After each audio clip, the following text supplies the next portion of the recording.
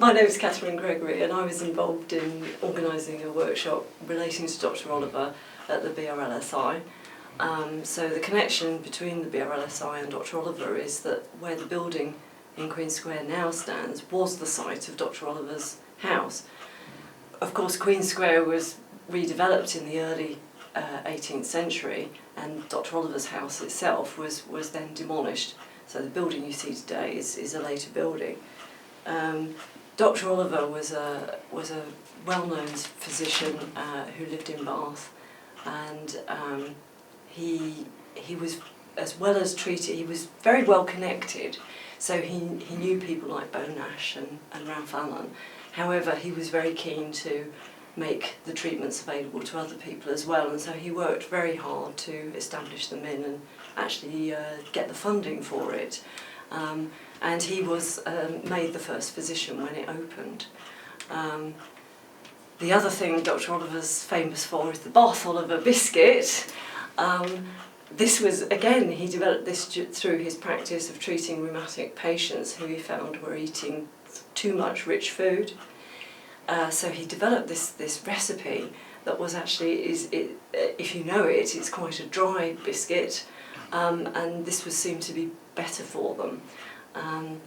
When Dr. Oliver died, he actually left the recipe to his coachman, and the story goes that the coachman made an absolute fortune out of this, and set up a bakery in Green Street, and lived well on the proceeds. So that's an interesting thing.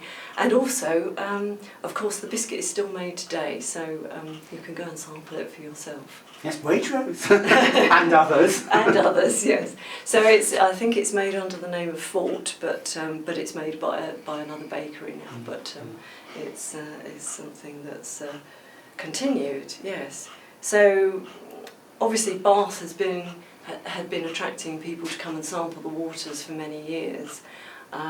It's long established, but all of this did sort of rather reach a crescendo in the 18th century when the first pump room was opened, and there were, and I suppose medical treatments became, as part of the age of the Enlightenment, perhaps a little more logical. That's right, there was a lot of research going on, and they were writing papers as well. They were, and there's the paper from, there's a paper about gout that's published about the time Dr. Oliver became an active medical physician in Bath.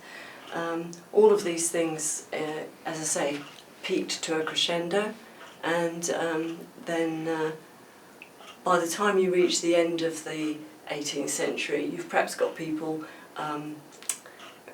physicking themselves. You've got, if you look at some of Jane Austen's books, she sort of pokes a little bit of a jibe at some of these people who have to talk to their doctor before they do anything. I'm thinking particularly of Mr. Woodhouse, who's very worried about what he eats and getting cold and all these sorts of things. And the other thing you'll notice in Austen's books is everybody's going for walks because it's good for their health.